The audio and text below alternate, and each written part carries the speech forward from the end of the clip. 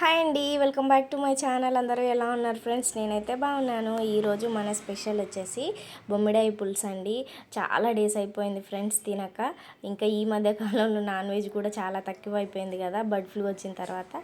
So చాలా simple and ఈజీగా ఈ కాంబినేషన్లో అయితే ఎప్పుడు ట్రై చేయకపోతే ఒకసారి తప్పకుండా ట్రై చేయండి. మీకైతే అందరికీ నచ్చుతుంది. చాలా సింపుల్ అండ్ ఈజీ కర్రీ, సూపర్గా ఉంటుందండి టేస్ట్ అయితే. ఇంకెందుకు ఆలస్యం, వీడియోలోకి వచ్చేయండి.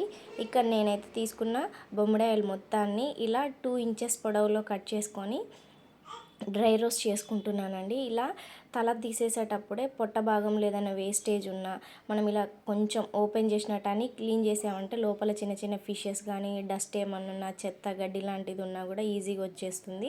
ఇలా వేయించుకోవడం వల్ల ఏంటంటే లైట్గా పైన ఉన్న పులుసులంతా ఈజీగా ఊడిపోతాయి వాటర్లో వేసినప్పుడు.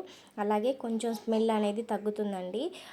ఈ ఎండు చేపలకి బేసిక్గా ఒక ఘాటు వాసన ఉంటుంది కాబట్టి దానికి ఏమైనా చిన్న చిన్న పురుగులు అట్లాంటివి అట్రాక్ట్ అయినా దాని లోపల ఉండిపోతే మనకు కనిపించవు కదా. సో ఇలా నీట్గా క్లీన్ చేసుకుంటే ఎటువంటి ప్రాబ్లం లేకుండా ఈజీగా తినేయచ్చు.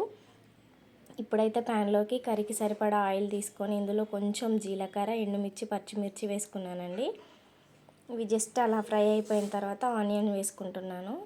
మీకు ఈ ఎండు చేపలు తినేటప్పుడు కడ్డి చేప ముక్క అనేది కొంచెం గట్టిగా కాకుండా స్మూత్గా సాఫ్ట్గా ఉండాలనుకుంటే ఇప్పుడు ఆనియన్స్తో పాటు వేసి అలాగే కర్రీ ప్రాసెస్ అంతా చేసేసుకోవచ్చు. నేనైతే లాస్ట్లో యాడ్ చేద్దామని ముక్కల వరకు ఫ్రై చేసి పక్కకైతే పెట్టేసుకున్నాను. ఇప్పుడు ఇందులోకి బీరకాయ యాడ్ చేసుకున్నానండి. బీరకాయ ఏంటి అనుకుంటున్నారా? టేస్ట్ చాలా బాగుంటుంది ఫ్రెండ్స్, ఒకసారి ట్రై చేయండి. రెగ్యులర్గా దోసకాయ అలా కాకుండా ఈ బీరకాయ ముక్కలతో చేయండి. కర్రీ పులుపు కూడా చాలా బ్యాలెన్స్డ్గా ఉంటుంది. టేస్ట్ సూపర్ ఉంటాయండి బీరకాయలు కూడా పులుసులో ఉడికిన తర్వాత. సో ఇలా ఫ్రై చేసి పెట్టుకున్నాను చూసారా.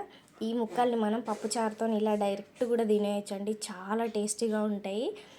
నాకైతే చాలా ఇష్టం కూడా అట్లా తినడం. డైరెక్ట్ ఫ్రై చేసినవి నేను తినేసాను ఆల్రెడీ 2-3 పీసెస్ కూడా. సో ఇప్పుడు ఇందులోకి కర్రీకి సరిపడా కొంచెం అంత పసుపు కూడా యాడ్ చేసుకుంటున్నాను.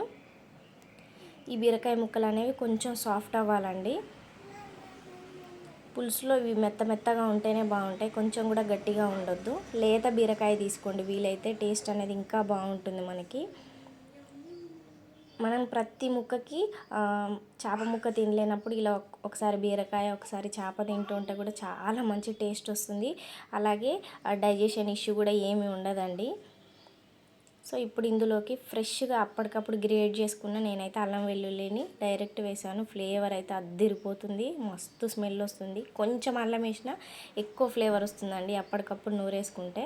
ఇంక ఇప్పుడు ఇందులోకి సన్నగా కట్ చేసిన టొమాటోలు యాడ్ చేసుకొని ఒక 3 మినిట్స్ ఉడికించుకున్న తర్వాత చూసారా సాఫ్ట్ అయిపోయినాయి కదా. అంతే, ఇంకొక 2 నిమిషాలు ఇలా కుక్ చేసుకున్నామంటే ఆల్మోస్ట్ టొమాటోలు కూడా గుజ్జుగా తయారైపోతాయండి. ఇప్పుడు ఇందులోకి కొంచెం అంత ధనియాల పొడి అలాగే కారం అయితే యాడ్ చేసుకుంటున్నాను. ఒకసారి అంతా కర్రీకి పట్టేలా కలిపేసుకున్న తర్వాత ఇప్పుడు లాస్ట్లో మనం చేప ముక్కలు అయితే యాడ్ చేసుకోవాలి.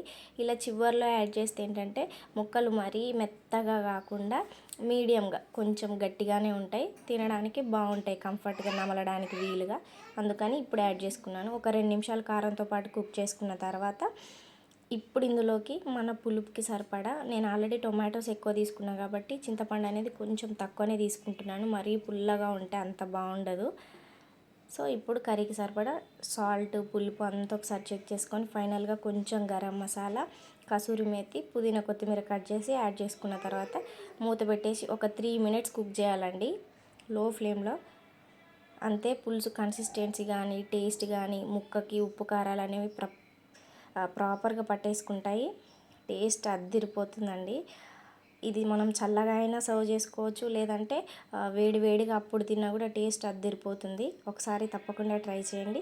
మీకు ఎలా అనిపించిందో కామెంట్ చేయండి.